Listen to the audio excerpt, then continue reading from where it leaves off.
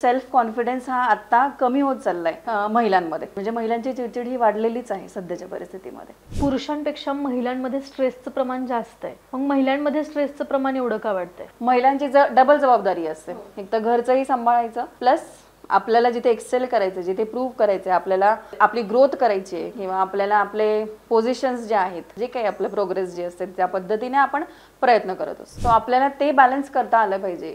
Health is important. महिलांनी किंवा पुरुषांनीही stress कसा मॅनेज करायचा? तर एक्सरसाइज ही गरजेची आहे. पण नेचर बरोबर जेवढा तुम्ही टाइम स्पेंड कराल वॉक करताना वगैरे, तो एक पर्टिक्युलर फॅक्टर झाला. तुमचे विचार इम्पॉर्टंट आहे. विचार का तर पॉझिटिव्ह असणं आणि पॉझिटिव्हली त्या पर्टिक्युलर गोष्टीला एक्सेप्ट करणं हे गरजेचं आहे. कारण आपल्या डोक्यात जर एकच कंटिन्यू स्ट्रेस असेल कुठल्या ना कुठल्या गोष्टीचा, तर बॉडी रिॲक्ट होते आणि एका सर्टन पिरियड ऑफ टाईम नंतर आपल्या बॉडीमध्ये चेंजेस होतात. तर ते चेंजेस झाल्यामुळे आपल्याला आजारही पटकन लागतात. तुम्ही जर रोजच दारू पिणार असाल की तुम्हाला एक काहीतरी माझ्या डोक्यावरती टेन्शनच आहे, जसं त्याचा शरीरावर होणारा परिणाम जो आहे ना, तो आपल्याला एक 35 एज नंतर दिसायला चालू होतो. आणि आजकाल तुम्ही बघत असाल तर कॅन्सरचं प्रमाणही खूप वाढलेलं आहे या सगळ्या गोष्टींमुळे. सो व्यसन करणं हे चुकीचं आहे. मी असं म्हणेन, स्ट्रेस रिलीफ करायला एखाद्या महिन्यातनं एकदा अशा जर गोष्टी तुम्ही करत असाल तर दॅट इज ओके.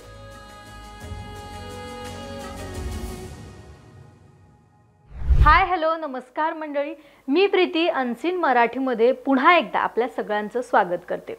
आज आपण महिलांच्या स्ट्रेसविषयी बोलणार आहोत.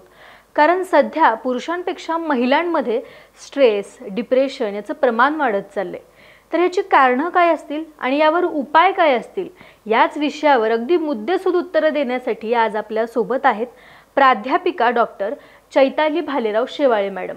मॅडम, तुमचं मनापासून स्वागत आहे आपल्या अनसीन मराठीमध्ये. नमस्कार. सुरुवात आपण इथूनच करू की खूप गोड दिसताय. थँक्यू. कारण स्ट्रेस कमी करायचा असेल तर त्याचं मला असं वाटतं 2 पर्याय आहेत. एक म्हणजे कम्युनिकेशन आणि दुसरं म्हणजे कॉम्प्लिमेंट.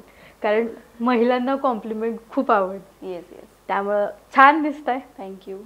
आणि आपला विषय असा आहे की महिलांमध्ये, कारण आज प्रत्येक घरात प्रत्येक महिलामध्ये चिडचिड, राग जास्त वाढत चाललाय आणि यामुळे स्ट्रेस वाढतोय. तर ह्याची नक्की कारणं काय आहेत? तर हे खरंच आहे. सर्वात प्रथम हे बरोबर आहे की आपल्याला कॉम्प्लिमेंट दिल्यानंतर किंवा ॲप्रिसिएशन मिळाल्यानंतर आपल्या चेहऱ्यावर हसू येतच आणि आपल्याला आनंद होतोच. तर तो मुद्दा बरोबरच आहे. आणि राहिलं तर स्ट्रेस आणि चिडचिड का वाढते महिलांमध्ये, तर पहिली गोष्ट आता असं झालं आहे की work plus personal life balance करण्यातच आपली जास्त एनर्जी खर्च होते. त्यात आपले हार्मोनल चेंजेस जे आहेत, त्याच्यानंतर वर्क लाईफमध्ये आपली जी काही आपल्याला प्रूव्ह करायचं आहे आपल्या वर्क लाईफ बॅलन्स करायसाठी, त्याच्यानंतर घरी आपले जे काही रिस्पॉन्सिबिलिटीज आहेत, सामाजिक दबाव आपल्यावरती जो असतो की आपल्याला ह्या रुटीनमध्ये फिक्स झालं पाहिजे किंवा हे सगळं झालंच पाहिजे, तर आणि आपल्याला वेळ नाही मिळत ह्या सगळ्या गोष्टींमध्ये स्वतःसाठी. तर स्वतःसाठी वेळ न मिळाल्यामुळे आपला छंद आपल्याला जोपासता येत नाही. आणि त्या केसमध्ये असं होतं की आपली चिडचिड वाढते. कारण आपल्याला कुठे ना कुठे प्रोॲक्टिव्हली प्रत्येक रुटीनमध्ये आपल्याला पार्टिसिपेट करावंच लागतं महिला म्हटल्यानंतर. सो हे जे काही असे रिझन्स आहेत, जसं हार्मोनल इम्बॅलन्स झालं, त्याच्यानंतर सेल्फ कॉन्फिडन्स हा आत्ता कमी होत चाललाय महिलांमध्ये. कारण का तर मी म्हटलं जसं बॅलन्स करायच्या सगळ्याच गोष्टी एका हातात आपल्या आता जे आहेत, एका हातात एक काय म्हणतो आपण चमचा दाखवतात, एका हातात एक बुक दाखवतात, एका हातात एक लॅपटॉप दाखवतात. तर ह्या सगळ्या गोष्टी बॅलन्स करण्यामध्ये आपली चिडचिड म्हणजे महिलांची चिडचिड ही वाढलेलीच आहे सध्याच्या परिस्थितीमध्ये. पण असं म्हणजे महिला ह्या खूप इमोशनल असतात, खूप छोट्या छोट्या गोष्टीवरून जास्त स्ट्रेस घेतात आणि त्यामुळं पण त्यांच्यात डिप्रेशनचं प्रमाण वाढत चाललंय का? हो. आता याचं उत्तर द्यायचं झालं तर 2 क्वोशंट असतात. एक तर इंटेलिजंट क्वोशंट एक असतो आपल्या लाईफमध्ये आणि दुसरा इमोशनल क्वोशंट एक असतो, बरोबर. सो इंटेलिजंट क्वोशंट हा कुठे बिलॉंग करतो की जिथे मला प्रूव्ह करायचं, सक्सेस जिथे आपल्याला पाहिजे, करिअर रिलेटेड ज्या काही गोष्टी आहेत तिथे, की आपण कुठे एक्सेल करू शकतो, कुठे नाही करू शकत. तर ह्या सगळ्या गोष्टी आपण पहिले ऑलरेडी चेक करतो की मी कुठे सर्व्हाइव्ह करू शकते, कुठे नाही, वर्क रिलेटेड असेल तर. सो त्या पद्धतीने आपण तिथे आपली एनर्जी लावायला पाहिजे. आणि दुसरं म्हणजे झालं आपला इमोशनल क्वोशंट जो आहे.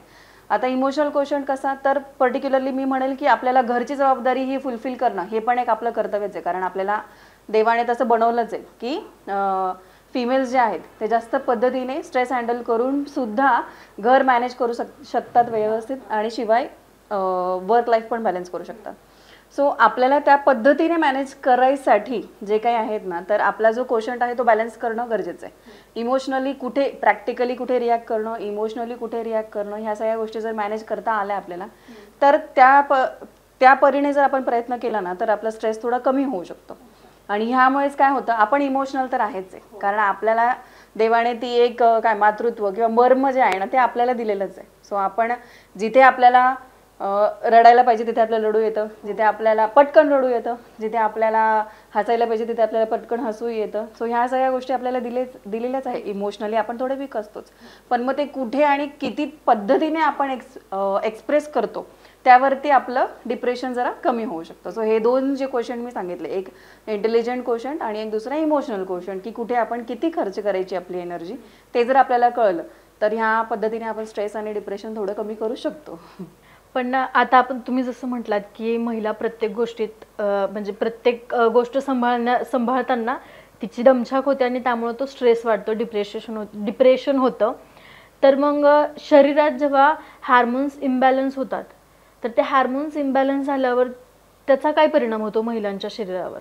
येस, आता महिलांमध्ये सगळ्यात पहिली गोष्ट, महिलांमध्ये मेन्स्ट्रुअल सायकल हा एक पिरियड असतो जो प्रत्येक महिलेला बेअर करावाच लागतो एका सर्टन एज नंतर आणि एका सर्टन एजपर्यंत. सो हे जे दोन हार्मोन्स आहेत, इस्ट्रोजिन आणि प्रोइस्ट्रोजिन, सो हे आपल्या त्या पर्टिक्युलर सायकलसाठी रिलेटेड आहे, बरोबर, सायकलसाठी सुद्धा आणि आपल्या प्रेग्नेन्सी वगैरे जे काही आहे, बरोबर. सो काय होतं की हे जे दोन हार्मोन्स आहेत ते त्या पर्टिक्युलर पिरियडला आपल्याला ॲक्टिवेट होतात. सो त्यावेळेला चिडचिड होणे, परत मूड स्विंग्स होणे, परत भरपूर अशा गोष्टी आहेत, जसं ॲक्ने, काहींना पिंपल्स येतात, काहींना वेगळाच त्रास होतो, काहींना पोट दुखतं, उलट्या होतात, असं भरपूर प्रत्येक फिमेलप्रमाणे त्या गोष्टी चेंज होत राहतात. अँड हे कशामुळे, तर हार्मोन्स चेंज असल्यामुळेच, बरोबर. सो हार्मोनल इम्बॅलन्सचा सुद्धा आपल्या त्या पर्टिक्युलर 5 दिवसांमध्ये परिणाम आपल्याला दिसतो. कारण जेवढं एनर्जेटिकली मी जे 25 डेज काम करू शकते ते मी ह्या 5 दिवसात नाही करू शकत. त्याच्यामुळे आधी कसं होतं की ह्या 5 दिवसामध्ये आपल्याला वेगळं बसवायचे. आधीच्या काळात तसं होतं की वेगळं बसवायचं किंवा खायला पण थोडं हलकं असं. तर त्याचं रिझन होतं की आपल्याला आरामाची सक्त गरज आहे. मग कारण ते हार्मोन्स इम्बॅलन्स झाल्यामुळे किंवा चेंज झाल्यामुळे आपल्याला ते आपलं शरीर बोलतं आणि आपलं फेसही त्याच्यावरून बोलतं. सो ते काय होतं की आपल्याला एनर्जी तेवढी राहत नाही, बरोबर. सो त्यावेळेला आपल्याला आरामाची गरज असायची आणि आपल्याला आत्ताही आहे ॲक्च्युली. मग त्यावेळेला आपण आराम करत होतो, पण तेव्हा कसं व्हायचं की नाही 5 दिवस बाजूलाच बसायचं, की यांच्या घरामध्ये अशी पद्धत आहे असं व्हायचं ना. ते आता ते चेंज होत होत काय झालंय की मुली काम करतात, परत म्हणजे 5 दिवसही काम करतात आणि आता असे ॲड्सही येतात की ह्या 5 दिवसांमध्ये तुम्ही ट्रेक करू शकता किंवा गाडी ड्राईव्ह करू शकतात वगैरे असं. पण ते ॲक्च्युली तसं नाही करायला पाहिजे, कारण आपल्याला तेवढी आरामाची गरज आहे. म्हणून काय होतं की आपण त्या पर्टिक्युलर 5 दिवसांमध्ये आपला हार्मोनल चेंजेस जो आहे त्याच्यामुळे जो आपल्या शरीरावर होणारा इफेक्ट आहे आणि त्यामुळे स्ट्रेस जास्त वाढतो to maintain all this things. So तो आराम केला गेलाच पाहिजे. आणि हार्मोन चेंजेसमुळे आपल्याला भरपूर गोष्टींना सामोरे जावं लागतं. जसं मी 2 तर सांगितलेच, आणि त्याच्यामुळे आपल्याला प्रेग्नेन्सी, म्हणजे हे प्रेग्नेन्सीशी रिलेटेड पण आहे. सो आपला नेक्स्ट टप्पा जो येतो तो प्रेग्नेन्सी, की ज्याच्यामध्ये आपल्याला पूर्ण शारीरिक बदलसुद्धा होतात, इमोशनल बदलसुद्धा होतात आणि हार्मोन्सही टोटली इम्बॅलन्स होतात या पर्टिक्युलर सायकलमध्ये. वर्क लाईफ, कारण पूर्वी महिला घरी असायच्या, घरकाम वगैरे हे करायच्या, हाऊसवाईफ असायच्या मोस्टली. पण आता महिला कामसुद्धा करतायत बाहेर जाऊन. मग ते वर्क लाईफ मॅनेज करताना त्याचा किती परिणाम होतोय त्यांच्या शरीरावर, किंवा स्ट्रेस वाढतोय का त्यामुळे? आता 2 गोष्टी आहेत ह्याच्यामध्ये पण. वर्क लाईफ बिफोर प्रेग्नेन्सी आणि आफ्टर प्रेग्नेन्सी, बरोबर. सो बिफोर प्रेग्नेन्सी जर आपण विचार केला तर एक सर्टन एज असतं आपलं की जिथे आपण लग्न करतो, त्याच्यानंतर थोडा ब्रेक घेतो म्हणजे आपल्याला ओळख व्हावी वगैरे, त्याच्यानंतर मग आपण प्रेग्नेन्सीकडे वळतो असं. सो वर्क त्यावेळेला काय असतं, थोडं रिस्पॉन्सिबिलिटीज आपण वाटून घेतो, इवन नंतरही वाटून घेतो, पण तेव्हा आपला हजबंड जे आहेत म्हणजे नवरा जे आहेत ते आपल्याबरोबर जर त्या पद्धतीने, म्हणजे आपल्याला जर त्यांच्याकडून सपोर्ट मिळाला तर थोडं मॅनेज करणं इझी होतं. जसं वर्क पण प्लस पर्सनल ज्या काही गोष्टी आहेत ते. आता मी म्हणेल की लग्नानंतर आपली जबाबदारी जरा वाढते, म्हणजे सामाजिकदृष्ट्या पण, फॅमिली दृष्टी पण, कारण आपल्याला 2 फॅमिलीज असतात त्या मॅनेज करायच्या असतात. त्याच्यानंतर आपला एक टाईम असतो सर्टन पिरियड, की जसं मी 9 to 5 जॉब पकडलाय तर तो 9 to 5 मला तिकडे एक्सेल करायचं आहे, पण त्याच्या आधी आणि नंतर मला इथेही माझ्या ज्या काही जबाबदाऱ्या आहेत तर त्या जबाबदाऱ्या म्हणजे कुठल्या, की म्हणजे मुलांचं संगोपन आलं, त्याच्यानंतर घरच्या जबाबदाऱ्या, जे डे टू डे वर्क असतं ते पार करणं आलंच, इमोशनली आपली जी नीड आहे ती पण आपल्याला फॅमिलीमध्ये देणं गरजेचं आहे. कारण की आपण जर तिथे नसू, तसं म्हणतात की एक बाई नसेल तर घर पूर्ण थोडं ढासळतं, पण पुरुष नसेल तर ठीक आहे, वी कॅन म्हणजे करतात महिला मॅनेज, पण तसं बाई नसेल तर थोडं घर विखुरतं. सो त्या केसमध्ये आपल्याला थोडं इमोशनल इन्व्हेस्टमेंट करणं पण गरजेचंच आहे त्या परिस्थितीमध्ये. सो आपल्याला हे मॅनेज करता आलं पाहिजे की कुठल्या कामाला आपण किती % द्यायचा आणि कुठल्या कामाला किती % इन्व्हेस्ट करायचं. जसं ना एक फॅक्टर आहे 80-20, तर 80-20 फॅक्टर काय सांगतं की 20% असे काही कामं असतात, जसं कधी कधी आपल्याला काय वाटतं की मी दिवसभर खूप काम केले, पण शेवटी आपल्याला एंड ऑफ द डे अशी फिलिंग असते की आज मी काहीच नाही केलं, म्हणजे फ्रुटफुल असं काहीच नाही झालं. जसं तुम्ही कंटिन्यू ऑक्युपाईड असतात, म्हणजे बिझी असतात, पण ते दिवसभराचं जे काही काम आहे ना त्याच्याने तुमचं रिझल्ट ॲज काही आलेलं नसतं. तर हे काय होतं, हे कशामुळे होतं की आपल्याला माहिती आहे आपण बिझी आहे, पण ज्या कामाला आपल्याला वेळ द्यायचा आहे तो आपण दिला नाही, याचे पण काहीतरी परिणाम आहेत, म्हणूनच आपण ते काम करतोच आहे. पण ज्या कामामुळे आपल्याला 80% रिझल्ट मिळू शकतात तर तिथे 20% इन्व्हेस्ट केलेलंही चालतं. जो असा एक पॅरेटो रूल आहे ॲक्च्युली, की 20% ऑफ द काम जर एका पर्टिक्युलर अटेन्शनने केलं आणि जिथे गरजेचं आहे तिथे इन्व्हेस्ट करून जर दिलं तर त्याचे 80% रिझल्ट तुम्हाला मिळतातच. सो हे पण जरा बॅलन्सिंग फॅक्टरच आहे. आणि त्याच्यामुळे काय झालंय, वर्क लाईफ बॅलन्स, वर्क आणि पर्सनल लाईफ बॅलन्स करता करता स्वतःसाठी महिलांना वेळ काढता येत नाही. तर वेळ काढता येत नाही तर का, आता जसं मी सांगितलं लग्न म्हणजे प्रेग्नेन्सीच्या आधी आणि प्रेग्नेन्सीच्या नंतर बाळाच्या ज्या काही गोष्टी असतात त्याच्यामुळे आपल्याला लवकर उठता येत नाही, किंवा टिफिनमुळे आपला तो वेळ जात आहेत, म्हणजे जिथे मला योगाला जायचंय तिथे मला इथे दुसऱ्या काय झोप पूर्ण होत नाही, दुसऱ्या काहीतरी जबाबदाऱ्या माझ्या वाट बघत असतात. सो आपण स्वतःला वेळ देतच नाही, आणि काढूच शकतो पण आपल्याला तो काढता येत नाही, कारण आपल्याला प्रेशर असतं की हे काय म्हणतील, किंवा घरी हे थोडंसं लेट झालं तर काय होईल, जसं मुलगा 7ला येतोय तर त्याला जेवायला 7:30ला नाही मिळालं तर काय होईल, मी जर 7 ते 8 गेली तर, असं म्हणजे आपण त्याचा विचार करतो. त्यामुळे आपण वेळ असतो आपल्याकडे, पण थोडंफार ॲडजस्टमेंट्स जर केल्या सगळ्यांनीच तर आपण तो आपल्यासाठी वेळ काढू शकतो, पण महिला काढत नाही. सो त्यामुळे जिथे म्हणतो ना आपण की मला 100% सगळीकडे द्यायचंय, हे जे एक फॅक्टर आपल्या डोक्यामध्ये असतं त्यामुळे आपल्याला स्ट्रेस वाढतो, आणि त्यामुळे असं होतं की डिप्रेशनचं कारण एक येऊन जातं. कारण कसं असतं, आता 2 महिला आहेत, म्हणजे working woman plus housewife. So housewife पूर्ण वेळ घरात देऊनही नाराज असू शकते, कारण का तर XYZ रिझन्स असतात पर्टिक्युलर ह्याचे, आणि जी वर्किंग वुमन आहे तीही तशीच असू शकते, कारण का तर तिची डबल जबाबदारी आली, एक वर्क लाईफमध्ये पण आपल्याला प्रूव्ह करायचं आहे आणि घरी आपल्याला प्रूव्ह करायचं आहे. सो हे जे आपण जिथे मला 100% देऊनच मी प्रूव्ह करू शकते स्वतःला, हे जे एक आपण डोक्यात घेतो ना त्याच्यामुळेही आपल्याला स्ट्रेस आणि डिप्रेशन येतं. आता ह्यामुळे इमोशनल कोंडी तर होतीच आहे, आणि त्या पद्धतीने त्याच्यावर बोलायला गेलं तर कसं आहे की आपल्याला कोणाला डिस्कस करता येत नाही. आता कधी कधी काय होतं, आपल्याला ते डिस्कस पण करता आलं पाहिजे आणि त्याच्यासाठी वे आउट पण शोधता आला पाहिजे. सो काउन्सिलर्स तर आहेच आहे, पण काउन्सिलर्सकडे जायची एक भीती असते, बरोबर, त्याच्या आपण जात नाही, आपल्याला काय म्हणतील असं. दुसरी गोष्ट, घरचे व्यक्ती असतात जे सपोर्ट करू शकतात आपल्याला. मुख्य म्हणजे मी ह्या पर्टिक्युलर ह्याच्यामध्ये नवऱ्याला मेन रोल देईल, कारण का तर त्याचा जर आपल्याला सपोर्ट असेल सगळ्या गोष्टींमध्ये तर हे बॅलन्स करणं खूप सोपं आणि इझी होऊन जातं. कारण एकमेव तोच व्यक्ती असतो आपल्या आयुष्यात की जो आपल्याला सगळ्या गोष्टींसाठी सपोर्टही करू शकतो आणि आपल्याला पुढेही नेऊ शकतो, किंवा कुठे थांबायचं कुठे नाही, एक्झॅक्टली काय कसं करायचं हेही सांगू शकतो. सो त्यांचा सपोर्ट असणं आपल्याला ह्या पर्टिक्युलर ह्याच्यामध्ये गरजेचंच आहे. जर तसं नसेल तर आपली कोंडी जास्त होऊन जाते, कारण काय होतं की आपल्याला सगळ्याच ठिकाणी स्वतःला प्रूव्ह करायचं आहे, आणि स्वतःला प्रूव्ह नाही केलं तर आपल्याला 4 ठिकाणी बोलणारे पण आहेत. 4 ठिकाणी बोलणारे म्हणजे कसं, की जसं वर्कमध्ये आहे, म्हणजे माझ्या ऑफिसमध्ये असेल किंवा कुठेही, तर मी जर तिथे माझं 100% देऊन माझं टार्गेट किंवा काम जे आहे ते जर कंप्लीट करू नाही शकले तर ऑब्व्हियसली त्याचा परिणाम होईल, आणि त्याचा परिणाम निगेटिव्हली माझ्या त्या पर्टिक्युलर 8 आवर्सवरती होईल, कारण मला बोलणं ऐकावं लागेल, माझं जे काही म्हणजे मला लोकांचे टॉन्ट्स असतात किंवा जे काही त्याला फेस करावं लागेल एक्झॅक्टली. सो त्याच्यामुळे आपल्याला स्ट्रेस येतो, आणि आपण काय करतो की तिथे आपला 100% देण्याचा प्रयत्नच करतो काय. सो ते प्रयत्न करताना आपल्याला एक बॅक ऑफ द माइंड असतं की हे आज कम्प्लीट करायचं, हे आज कम्प्लीट करायचं, हे आज कम्प्लीट करायचं. त्याचबरोबर घरी पण आपल्याला काय असतं 7 ते 9 मध्ये मला हे फिट करायचं आहे की मुलांचे डबे असतील, स्वयंपाक असेल, दिवसभराचं जे काही माझं काम असेल ते हे माझं त्या पर्टिक्युलर वेळेमध्ये कम्प्लीट व्हायला पाहिजे. ते जर नाही झालं तर घरी आल्यानंतर मला परत ते आवरायचंच आहे. सो ते एक बॅक ऑफ द माइंड अजून एक चालू असतं की अरे हे राहिलंय बरं का आज, अरे हे राहिलंय. म्हणजे घरी गेल्यानंतरही माझ्या डोक्यामध्ये ते विचार चालूच आहे की माझं काहीतरी एक गोष्ट अपूर्ण राहिली आणि ती मला करायची. मग कधी कधी माझं काय म्हणणं आहे, म्हणजे मग कधी कधी मी असं सजेस्ट करेल की शांतपणे बसून घ्यायचं. कारण आपल्याला अशी एक वेळ येतेच की जिथे आपण स्टक फील करतो आणि काही दिसत नाहीये किंवा काही सुचत नाही. कामावरून पण आलेलो असतो, कामही दिसत असतात पुढचे, आणि आता मुख्य म्हणजे दुसरा रोल नवऱ्याबरोबर आपली जी कामवाली बाई आहे ती पण मेन आहे आपल्या आयुष्यात. कारण की ती जर नसेल तर आपल्याला भरपूर म्हणजे थोडा स्ट्रेस दुपटीने वाढतो आपला, असं मी म्हणेन. सो या पद्धतीने आपण एक जरा विचार करून जर केलं की मी म्हटलं ना जसं इमोशनली किती इन्व्हेस्ट करायचं त्या पर्टिक्युलर सिच्युएशनला, त्या पर्टिक्युलर गोष्टीमध्ये, हे जर आपल्याला कळलं तर थोडं आपल्याला स्ट्रेस कमी करता येऊ शकतो. अच्छा.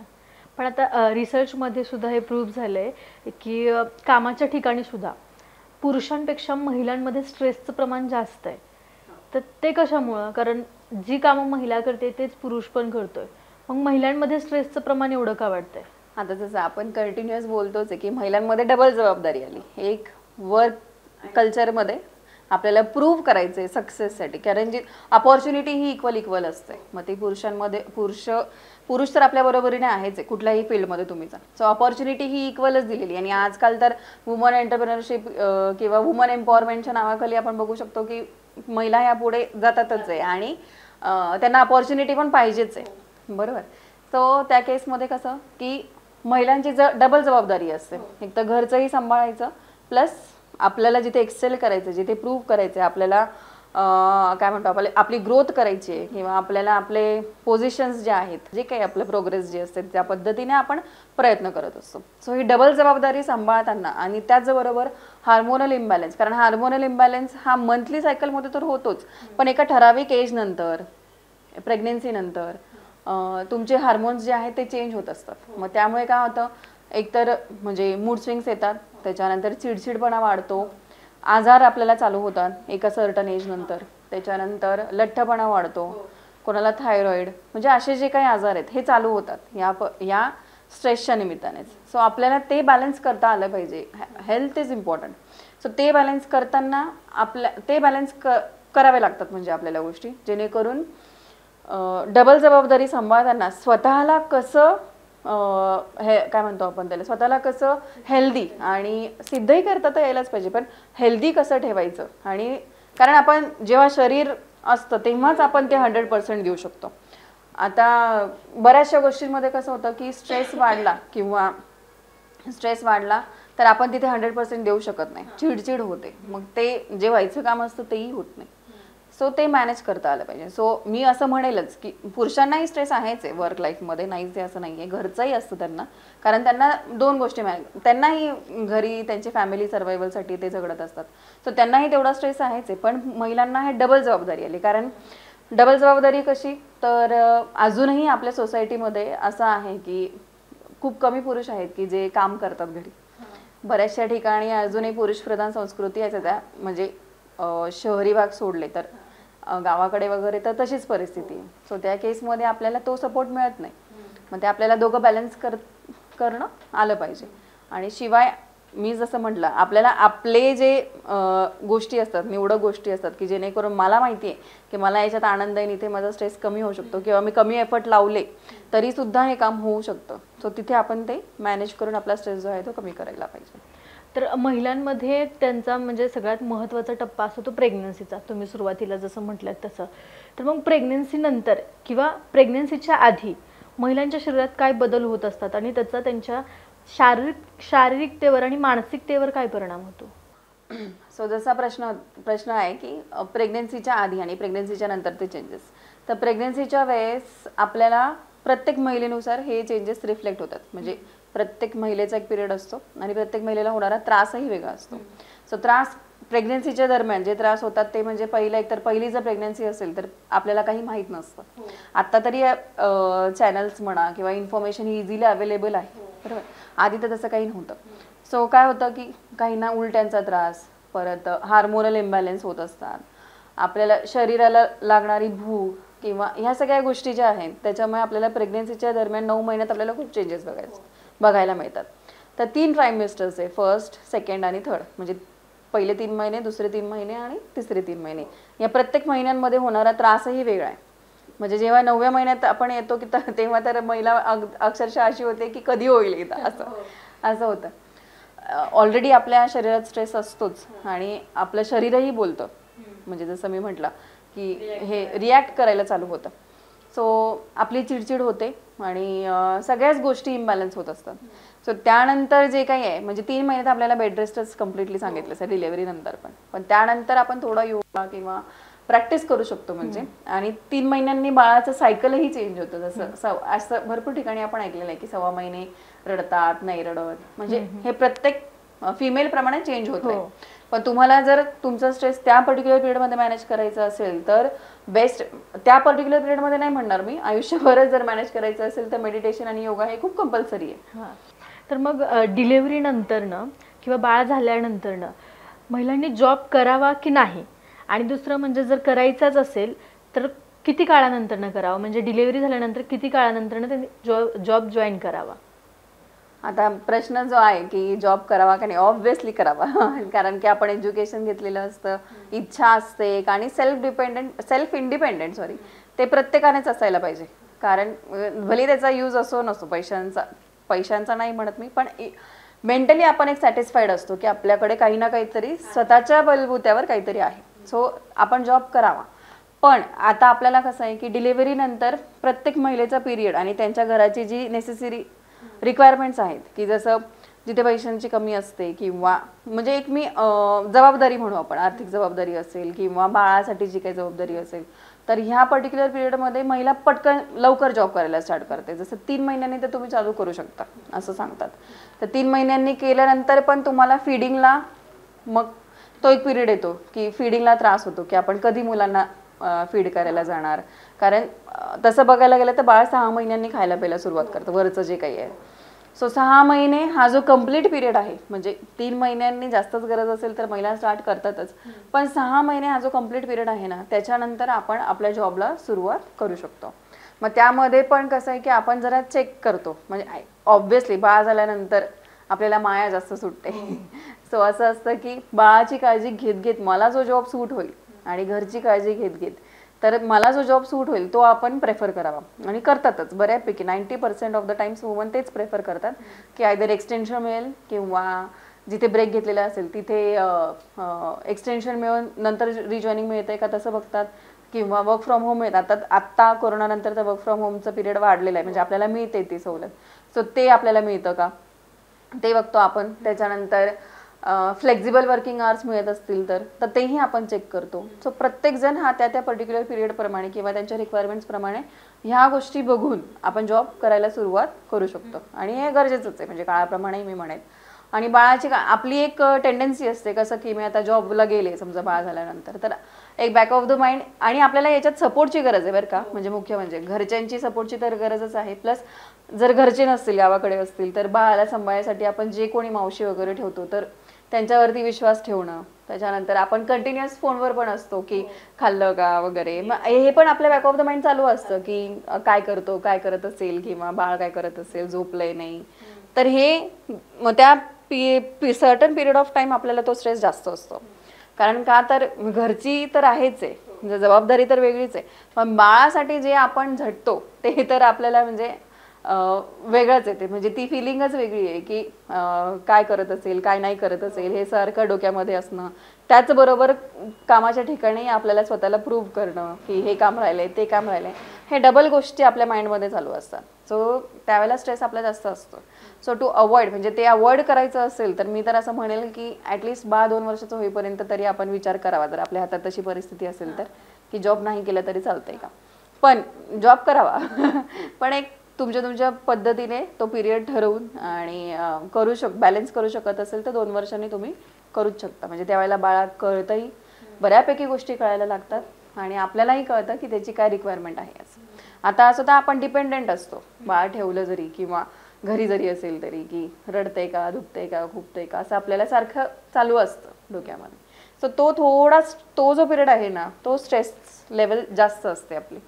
सो तो मॅनेज करता येऊ शकतो जेव्हा आपण ह्या सगळ्या गोष्टी मदत घ्यायला आपण मागे पुढे बघत नाही. किंवा मी जसं म्हटलं फ्लेक्झिबल वर्किंग आवर्स, म्हणजे आपल्या जे कोणी हेड असेल किंवा त्यांना सांगणं की अशा अशा गोष्टी आहेत, तर तुम्ही तिथूनही आपल्याला सपोर्ट एक पाहिजे असतो वर्क लाईफमध्ये. वर्किंग वुमन असेल तर तिथे जर आपल्याला सपोर्ट नसेल तर आपल्याला तिथेही जॉब करणं मुश्किल होतं. सो तो सपोर्ट एक आपल्याला नेसेसरी असतो. तुम्ही जसं म्हटलात की कोरोना काळात वर्क फ्रॉम होम देण्यात आलं होतं, तर त्यानंतरनं जेव्हा कोरोना काळ संपला त्यानंतरनं परत वर्क फ्रॉम ऑफिस करण्यात आलं, मग त्यामुळं त्या टायमिंगमध्ये सुद्धा स्ट्रेसचं प्रमाण जास्त वाढलं. कारण घरी बसून काम करणं थोडंसं सोयीस्कर जात होतं. त्याच्यानंतर डायरेक्ट ऑफिसमध्ये जाऊन परत त्या गोष्टी मॅनेज करताना त्यामुळे सुद्धा स्ट्रेसचं प्रमाण वाढलं. त्यामुळे आत्महत्यासुद्धा मोठ्या प्रमाणात झाल्यात. तर मग ते काय? कोरोनानंतर ऑब्व्हियसली वर्क फ्रॉम होम बऱ्याचशा लोकांना मिळालं आणि त्याचं प्रिव्हिलेजही होतं, बरोबर. पण जसं जसं ते ओपन व्हायला लागलं ना, तशी आपली दमछाक होते. कारण आपल्याला एक तर सवय झालेली की घरी बसून काम करणे. पण मी असं म्हणेल की घरी असेल तर आपल्याला जास्त काम करावं लागतं. कारण अशी सिच्युएशन होती की कधीही उठून मीटिंगला बसा किंवा काम करा असं होत होतं. आता जसं जसं ओपन होतं तसे वर्किंग आवर्स कमी व्हायला लागले. पण काय होतं, तिथे जाणं येणं, तो टाइम मॅनेज करणं, त्याच्यानंतर त्या सर्टन पिरियड ऑफ टाईममध्येच सगळ्या गोष्टी होणं. जसं बाळ असेल तर बाळाचा टिफिन, मुलाचा टिफिन असेल, मिस्टरांचा टिफिन असेल, ते करून जाणं. तर ह्या सगळ्या गोष्टी त्या टाईममध्येच फिट करणं, याचा स्ट्रेस आपल्याला जास्त येतो. सो त्याच्यामुळे दमछाक व्हायला लागली. आणि मी जसं म्हटलं की जर तुम्हाला सपोर्ट असेल घरामध्ये तर तुम्ही त्या लेवलपर्यंत जात नाही की जिथं तुम्हाला एकदम लाईफ संपवावीशी वाटते, किंवा जिथे आपल्याला लॅक ऑफ सपोर्ट आहे आणि जिथे आपल्याला ॲप्रिसिएशन नाही आहे. मी असं म्हणेल की जिथं महिला सगळं करतीये पण तरी तिचं काही कौतुक होत नाही, किंवा हा ठीक आहे हे तुझं कामच आहे, हे तुझं कर्तव्यच आहे, असं जिथे म्हटलं जातं तिथे थोडा आपल्याला विचार करा. म्हणजे त्या महिलेला थोडासा विचार करायला पाहिजे की तिने स्वतःसाठी कसं मोटिवेट राहायचं, मोटिवेशन कसं घ्यायचं असं. कारण अशी पण घरं आहेतच की, अजूनही अशी घरं आहेत की जिथे सपोर्ट भेटत नाही. महिला म्हणजे घरचंही करते, 100% घरचंही करते. काही ठिकाणी त्यांना म्हणजे बायकाही चालत नाही काम केलेल्या, मग जी सून असते किंवा जे घरचे असतात तिथेच त्यांनीच करायला पाहिजे. असंही प्रत्येकाची सिच्युएशन ही मॅटर करते त्या पर्टिक्युलर केसमध्ये. पण मग कोरोनानंतर मी असं म्हणेल की जेव्हा रिटर्न टू ऑफिस असं झालं, सो तेव्हा बॅलेन्सिंग करणं, एकतर सर्टन पिरियड होता 2-3 वर्ष की आपल्याला घरीच बसावं लागत होतं आणि घरचे कामांसकट आपण बॅलन्स करत होतो वर्क लाईफ. पण मग बाहेर जाणं आणि बाहेर पडून त्या सगळ्या गोष्टी करणं, तर इथे स्ट्रेस आपला जास्त वाढलेला. आणि त्या केसमध्ये अशा भरपूर महिला आहेत की ज्यांनी जॉब क्विट केला. सो लोक जॉब स्विच करायला लागलेत ह्या पर्टिक्युलर केसमध्ये. सो ह्या सगळ्या गोष्टी बॅलन्स न केल्यामुळे आपल्याला तसं बघायला मिळतं की महिलांना, म्हणजे तुम्ही जसं म्हणता आत्महत्येचे केसेस वाढलेत, पण हे पुरुष आणि महिलाच्या दोघांमध्येच वाढलेले आहेत. हे काही असं एकामध्ये नाहीच आहे, पण ती गोष्ट वाढलेली आहे जरा. आता आपण जसं म्हणतोय की वर्क लाईफ बॅलन्स करताना पण स्ट्रेस वाढतोय, पण जेव्हा शरीरात बदल होतात, म्हणजे वर्क लाईफ बॅलन्स तर होते पण घरी बसून सुद्धा शरीरात जे बदल होतात त्यामुळे सुद्धा स्ट्रेस वाढतोय. तर स्ट्रेस आणि म्हणजे महिलांमध्ये सध्या मेनोपॉज लवकर येतोय, त्याचं काय कारण आहे? आता मेनोपॉज लवकर येण्याचे भरपूर कारणं असू शकतात, म्हणजे आहेतच. एक तर हार्मोनल इम्बॅलन्स, ठीक आहे. सेकंड थिंग, आपलं जे खाणं आहे ते सध्या म्हणजे एकदम प्युअर पण नाही आहे. आता आधीचे लोक तुम्ही बघत असाल तर 92, 93 अशा एजपर्यंत जगत आहेतही, अजूनही आहेत. म्हणजे आपल्या जे पिढीचं प्रमाण आहे, एक तर आता बघत असाल तर अटॅक्स पण लवकर येतात. त्याच्यानंतर बऱ्याचशा अशा गोष्टी आहेत की जेणेकरून आजार लवकर होतात. आजाराचे म्हणजे निदानही वेगवेगळे आहेत, म्हणजे वेगवेगळ्या प्रकारचे आजार आहेत. आणि काय होतं माहिती आहे का, सर्टन पिरियड ऑफ टाइम जर आपल्या डोक्यामध्ये तोच जो स्ट्रेस असेल ना, तर आपली बॉडी कुठेतरी रिॲक्ट होते आणि बॉडी तो एका सर्टन फॉर्ममध्ये तो आजार बाहेर काढते. कारण आपल्या डोक्यात जर एकच कंटिन्यू स्ट्रेस असेल कुठल्या ना कुठल्या गोष्टीचा, तर बॉडी रिॲक्ट होते आणि एका सर्टन पिरियड ऑफ टाइम नंतर आपल्या बॉडीमध्ये चेंजेस होतात, बरोबर. तर ते चेंजेस झाल्यामुळे आपल्याला आजारही पटकन लागतात. आता अशी सिच्युएशन आहे की 30व्या वर्षीच डायबिटीज झाला, किंवा थायरॉईड झालं, अशा महिला आहेत की भरपूर महिला आहेत की ज्यांना डायबिटीज, थायरॉईड, प्रेग्नेन्सीमध्ये डायबिटीज लागलेला जो आहे तो कंटिन्यूस चालू असतो, त्यांच्या गोळ्या चालू झालेल्या आहेत, असंही आहे भरपूर केसेसमध्ये. सो मेनोपॉज जो इफेक्ट आहे ना तोही आपल्याला लवकर बघायला भेटतो. म्हणजे आता 40व्या वर्षीच पिरियड जे आहेत ते जायला लागलेत. 40 पण खूप जास्त झालं. मी तर म्हणेल असे पण लोक आहेत की जिथे 35-38 एजमध्ये सुद्धा महिलांना मेनोपॉज जे काही आहे ते फेस करावं लागतंय जे काय. आणि मेनोपॉज होत असतानाही आपल्याला चेंजेस फेस करावे लागतात. जसं BP वाढतो लोकांचा, BP कमी होतं, BPचे चेंजेस असतात, त्याच्यानंतर डिप्रेशन, त्याच्यानंतर वजन वाढणं, वजन कमी होणं, ह्या सगळ्या गोष्टी आपल्याला फेस कराव्या लागतात मेनोपॉजच्या दरम्यान पण. सो हे जर लवकर होत असेल, आधीच्या सायकलमध्ये 50 to 60 एजमध्ये लेडीजला मेनोपॉज फेस करतात, 60च्या अबावच मी तर म्हणेल. पण आता असं झालंय की जसा जसा स्ट्रेस आपला वाढलाय ना आणि त्याचा परिणाम आपल्या शरीरावर होतोय आणि तो शरीरावर परिणाम होण्यामुळे मेनोपॉजची जी कंडिशन आहे ती सुद्धा अर्ली स्टेजमध्ये आपल्याला बघायला भेटते. आणि हेही आपण बघतो की पिरियड्सही लवकर येतात आजकाल. म्हणजे आधीचं जे सर्टन एज होतं त्याच्या आधीच आजकाल मुलींना येतात. हे म्हणजे ही एक एकंदरीतच सिच्युएशन अशी झालेली आहे. Lifestyle, yes, lifestyle. आणि जे आपण त्या लाईफस्टाईलमध्ये फिट करण्यासाठी जे आपल्याला स्वतःवरती एक स्ट्रेस घेतलेलं आहे तर त्या गोष्टींमुळेही आपल्याला हे सगळ्या गोष्टी फेस कराव्या लागतात. मेनोपॉज जर लवकर झाला ना तर शरीरावरती बदल खूप होतात. जसं की मी सांगितलं वजन वाढणं, वजन कमी होणं, त्याच्यानंतर एक हे जे आहे म्हणजे प्रेग्नेन्सी, मेन्स्ट्रुअल सायकल, याची एक पर्टिक्युलर बाईच्या शरीरामध्ये त्याची एक रचना आहे आणि ती जर थोडी डिस्टर्ब झाली तर ती बाईच पूर्ण डिस्टर्ब होते. म्हणजे असं जनरली पण म्हटलं जातं की तसं जसं आत्ता तुम्ही बघत असाल तर सर्टन म्हणजे एक 2-4 वर्षामध्येच आहे ना गर्भपिशवीचे कॅन्सर किंवा ती काढणं याचं प्रमाणही वाढलंय जास्त.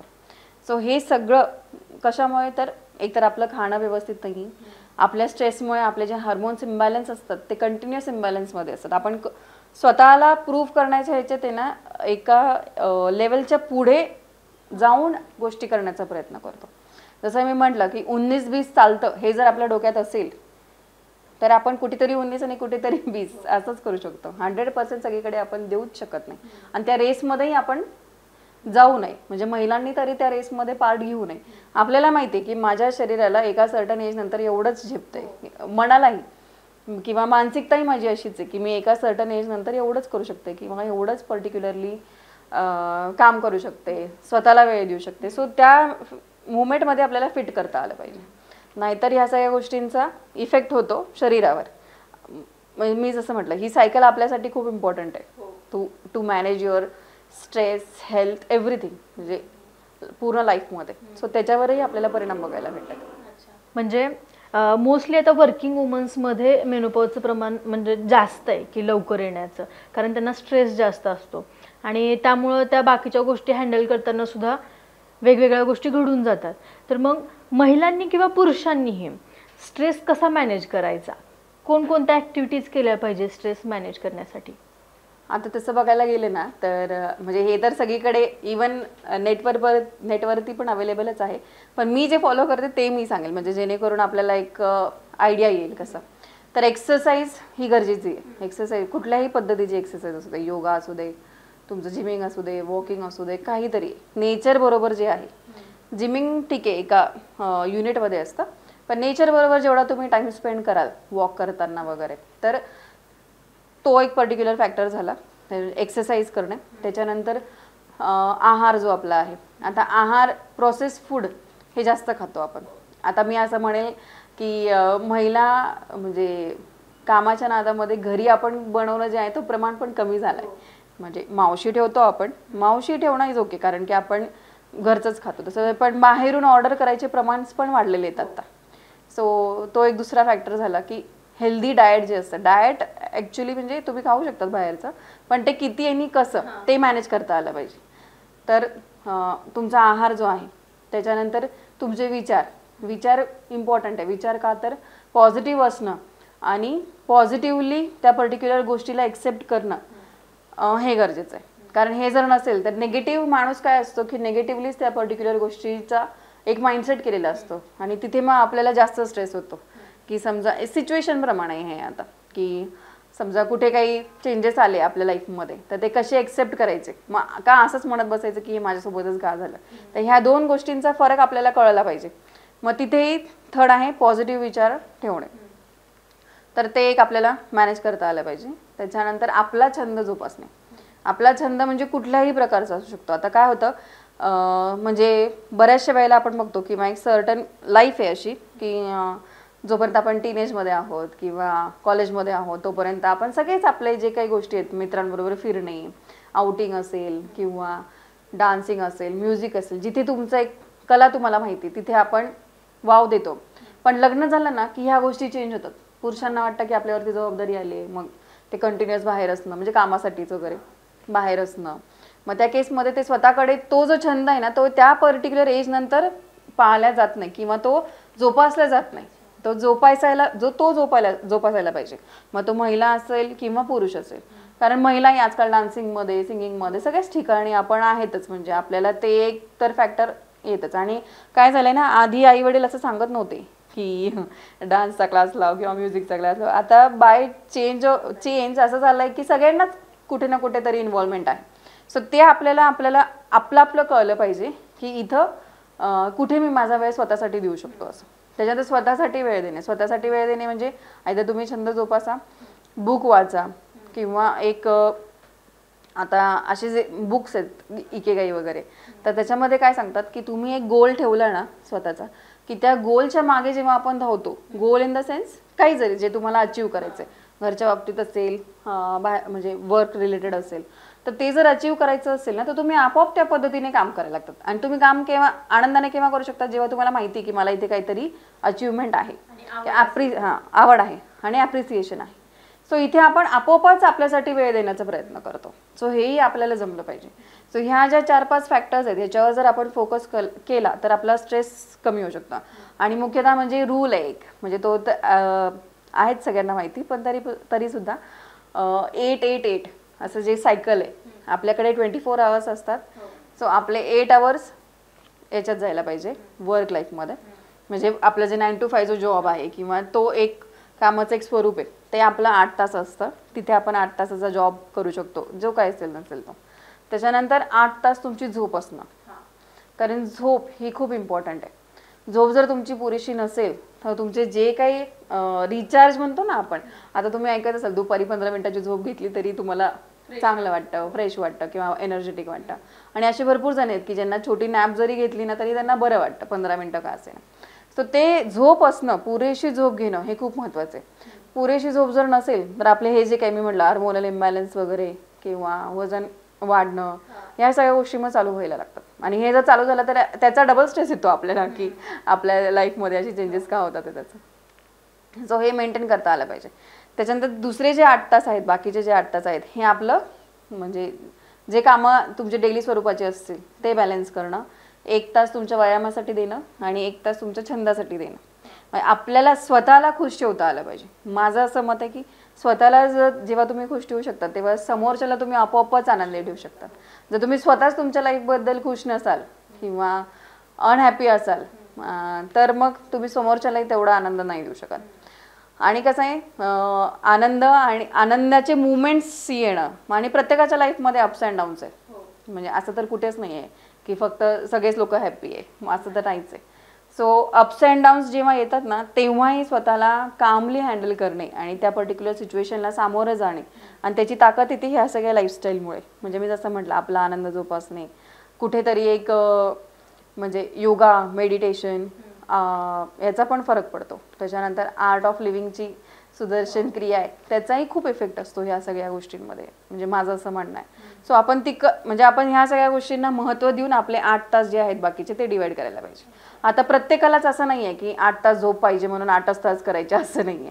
ते पर्सन टू पर्सन मॅटर करतं. कोणाला 6 तास झोपल्यानंतरही फ्रेश वाटू शकतं, कोणाला 7 तासही वाटतं, कोणाला 8 तास, कोणी दिवसभरही झोपलेले असतात तरी त्यांना फ्रेश वाटत नाही. So it depends. पण 8 तास झोप असणं गरजेचं आहे. 6 to 8 आवर्स जे आपण म्हणतो. त्याच्यानंतर तुमचं हे सायकल जे आहे ते व्यवस्थित चालू असतं शरीराचं गणित. आणि जर तसं नसेल, आणि असं पण आहे की सवय जर तशी लागली तर आपल्याला म्हणजे दुसऱ्या दिवशी आपल्याला अनइझी फील होतं. सो तेही तुम्हाला मॅनेज करता आलं पाहिजे. तर तुम्ही जसं बोललात की तुम्ही आता वेगवेगळे उपाय सांगितलेत की आपण अशा पद्धतीने स्ट्रेस हँडल करू शकतो. पण सध्या काय झालंय, स्ट्रेस म्हणजे स्ट्रेस प्लस व्यसन इज इक्वल टू थोडाफार म्हणजे तात्पुरता रिलीफ असं एक समीकरण तयार झालंय. तर मग स्ट्रेस मॅनेज करण्यासाठी कुठले तरी व्यसनं करणं किंवा दारू सिगरेट ह्या गोष्टी करून स्ट्रेस कमी होतो का? किंवा होत असेल तर तात्पुरता होतो, पण त्याचा साईड इफेक्ट आपल्या शरीरावर खूप मोठ्या प्रमाणात होतो. तर मग हे करणं बरोबर आहे का? असं म्हणेल की तात्पुरता जर इफेक्ट असेल ना तर त्याला लिमिट असलं पाहिजे. तुम्ही जर रोजच दारू पिणार असाल की तुम्हाला एक काहीतरी माझ्या डोक्यावरती टेन्शनच आहे, जसं खूप पुरुष आहेत जसे असे की ज्यांना असं वाटतं की मी रोज तो जो ग्लास माझ्या हातात असेल तर मला काहीही आठवणार नाही किंवा मी त्या काय म्हणतो आपण त्याला एका झोनमध्ये असू असं. पण त्याचा शरीरावर होणारा परिणाम जो आहे ना तो आपल्याला एक 35 एज नंतर दिसायला चालू होतो. जसं की आजार चालू होतात, त्याच्यानंतर खूप लोकांना म्हणजे तोंड येणं हा प्रकार असतो. आणि आजकाल तुम्ही बघत असाल तर कॅन्सरचं प्रमाणही खूप वाढलेलं आहे या सगळ्या गोष्टींमुळे. सो व्यसन करणं हे चुकीचं आहे.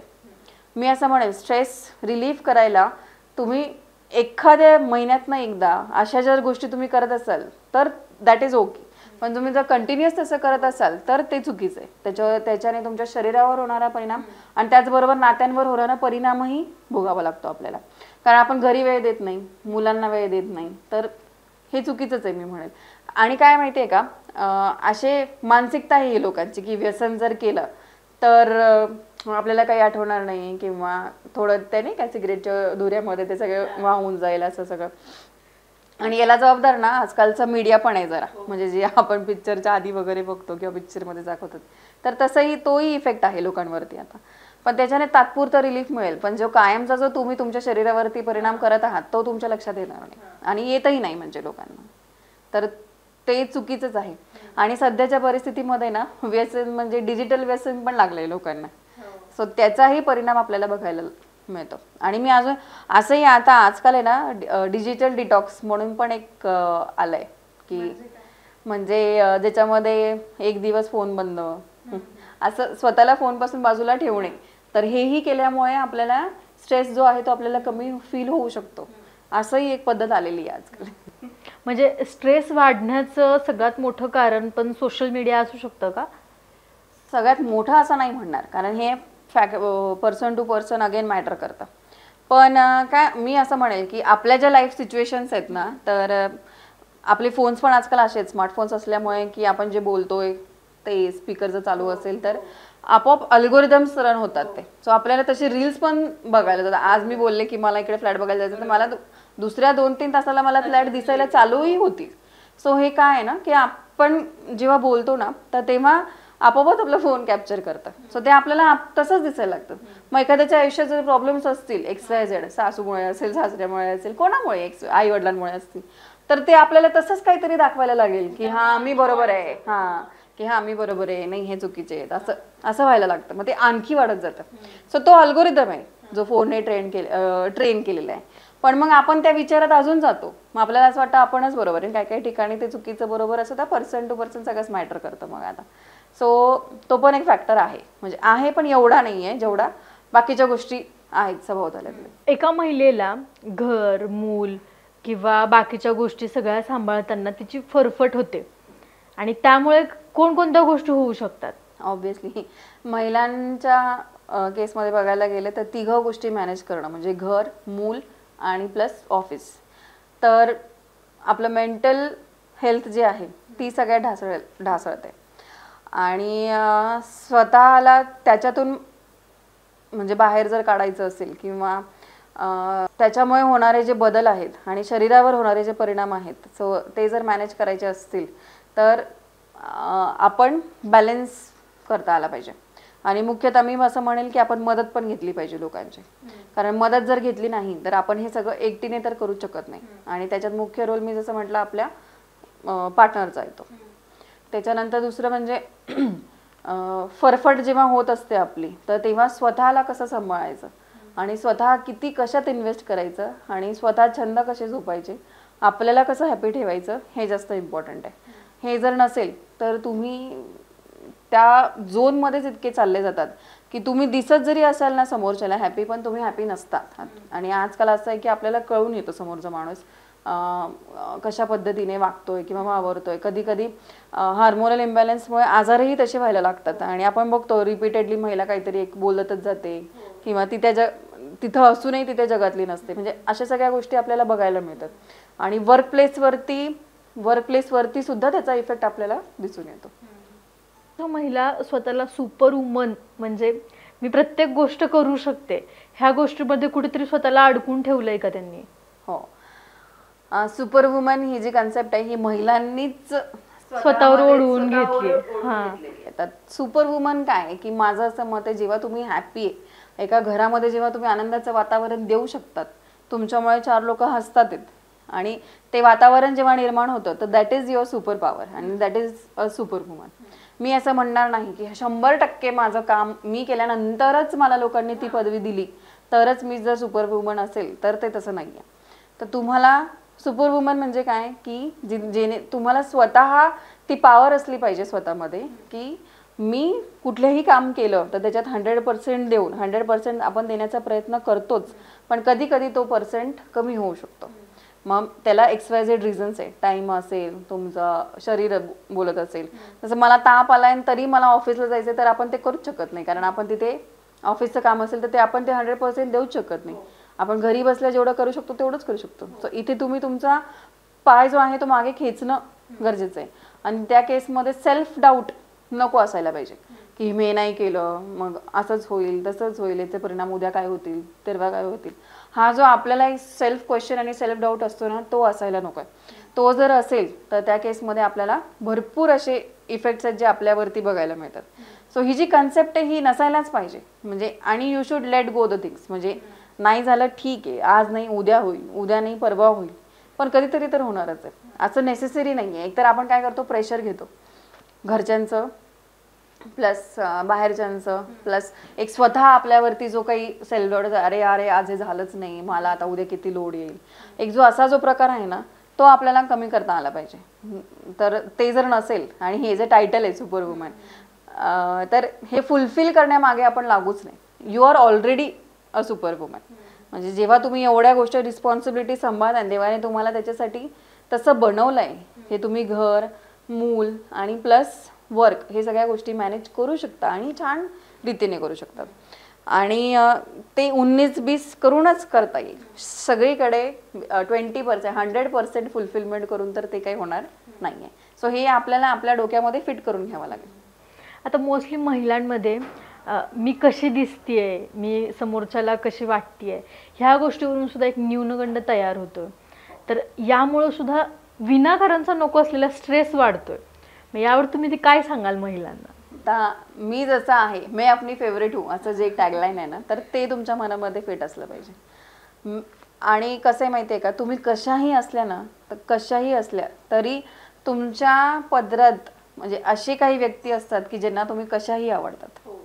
सो त्यांच्यासाठी का होईना तुम्ही तुमचं फेवरेट असणं गरजेचं आहे. जर तसं नसेल तर त्या केसमध्ये आपल्याला समोरच्याला सॅटिस्फॅक्शन देणं, ह्या केसमध्ये आपण झगडत असतो की मी आता म्हणजे मी जाड आहे तर मग मी जाड आहे तर समोरच्याला कसं वाटत असेल, तर मला बारीकच व्हायचंय. मग आता माझ्या आजूबाजूच्या मैत्रिणी असतील त्या बारीक आहेत तर त्या कशा दिसतात, त्यांना कपडे फिट होतात, कंपॅरिझन करायला लागतो की हिला सगळं छान दिसतं, हिला नाही दिसत, मला नाही दिसत किंवा असं एक होतं.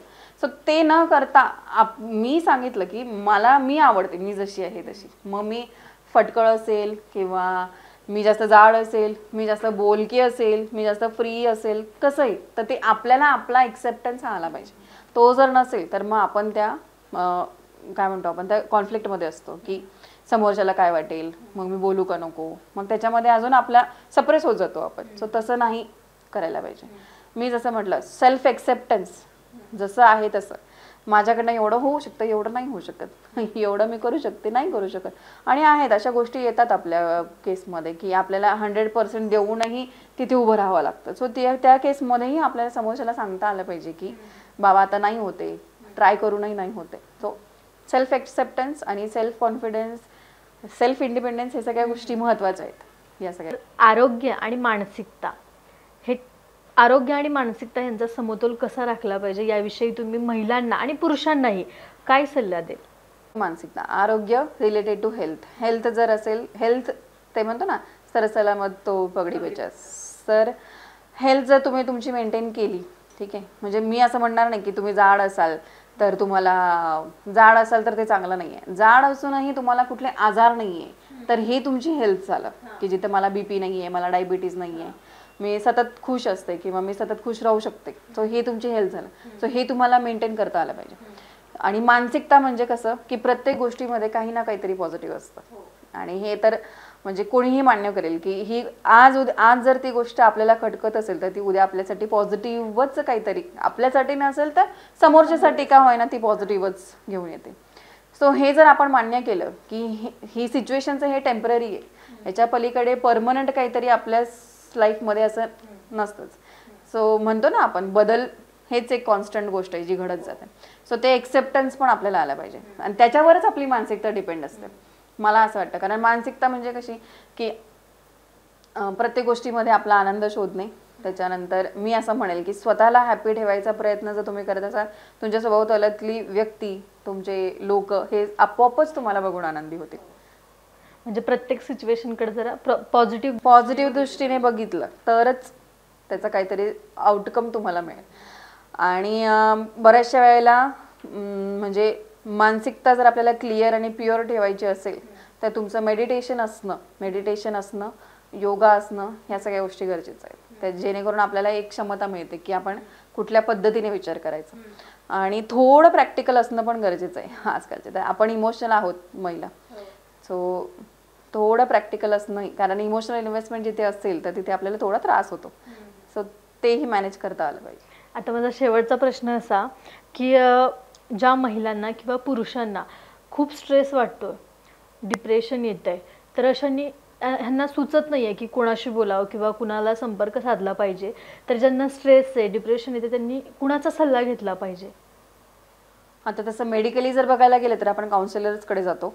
पण मी असं म्हणेल की प्रत्येकाच्या लाईफमध्ये आपले मित्र असतात लहानपणापासूनचे, तर ज्यांना आपलं सगळंच माहिती असतं, म्हणजे जे एकदम अगदी घनिष्ठ. सो तुम्हाला ज्या माणसाशी परफेक्ट बोलल्यानंतर वाटतंय की इथे मला काहीतरी आपल्याला एक मोटिवेशन भेटेल, इन्स्पिरेशन भेटेल, त्या व्यक्तीशी तुम्ही जाऊन बोलावं. नसेल तर तुम्ही नेचरशी बोलावं, म्हणजे एखाद्या समुद्राकडे जाऊन किंवा आकाशात जाऊन आकाशाकडे बघून वगैरे असं जर तुम्ही केलं तर तुम्हाला त्याचा स्वतःशी बोलण्यामध्ये ना कॉन्फ्लिक्ट्स होतात. स्वतःशीही बोलू शकतो आपण, पण त्या केसमध्ये आपले तेवढं येस ऑर नो म्हणजे ब्लॅक अँड व्हाईट बघता आलं पाहिजे, तर ते करता आलं पाहिजे. दुसरी गोष्ट म्हणजे काउन्सिलर्सची मदत आपण घेतो, पण त्या केसमध्ये ते कसं एक प्रोफेशनलिझम येऊन जातं.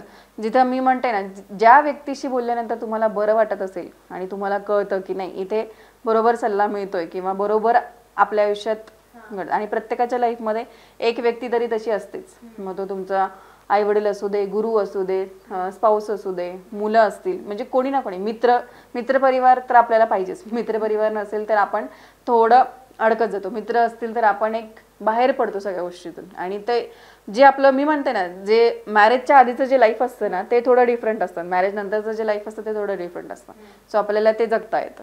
सो ह्या सगळ्या गोष्टी म्हणजे ह्या सगळ्यांचा विचार बघून किंवा ज्यांच्याशी आपल्याला फ्रीली बोलता येते आपल्या आयुष्यात काय चाललंय काय नाही, त्यांच्याशी बोलून आपल्याला थोडा स्ट्रेस आपल्याला रिलीफ होतात आणि उपायही भेटतात, म्हणजे आन्सर्स पण भेटतात. आणि आजकाल ना असंही म्हणजे भगवद्गीता वाचल्यानंतरही, कारण असं म्हणतात म्हणजे आहेच तसं की आपली जी काही पूर्ण लाईफ आहे, म्हणजे हे जे काही सायकल चालू आहे हे सगळं त्या गीतेच्या अध्यायांवर बेस्ड आहे. सो त्याच्यातही तुम्हाला तुमचे आन्सर्स भेटू शकतात ती वाचल्यानंतर. अच्छा, जसं आपण सुरुवातीलाच म्हणलं की अगदी मुद्देसूद उत्तरं आपल्याला तुमच्याकडून भेटतील, तशी उत्तरं आपल्याला तुमच्याकडून भेटलेली आहेत. खूप छान पद्धतीने तुम्ही मार्गदर्शन केलं. मला असं वाटतंय आजचा आपला हा पॉडकास्ट प्रत्येक महिलांनी बघितला पाहिजेत आणि त्यांच्या समस्यावर काम केलं पाहिजेत. तर तुम्हीही तुमच्या कॉन्टॅक्टमधील प्रत्येक महिला मित्रपरिवाराला हा व्हिडिओ जास्तीत जास्त शेअर करा, जेणेकरून त्यांच्या मनातले प्रश्नही कुठेतरी सोडवण्याचा आपण प्रयत्न केला आहे. आणि अजून आणखी काही तुमचे प्रश्न असतील तर ते आम्हाला कमेंटमध्ये नक्की कळवा. त्याच्यावर पुन्हा एकदा आपण मॅडमशी संवाद साधूयात, त्यांचं मार्गदर्शन घेऊयात. आणि आपला हा व्हिडिओ तुम्हाला कसा वाटला आम्हाला कमेंटमध्ये नक्की कळवा. आवडला असेल तर लाईक करा आणि अशाच नवनवीन माहितीसाठी अनसीन मराठीच्या यूट्यूब चॅनलला सबस्क्राईब करायला विसरू नका. धन्यवाद.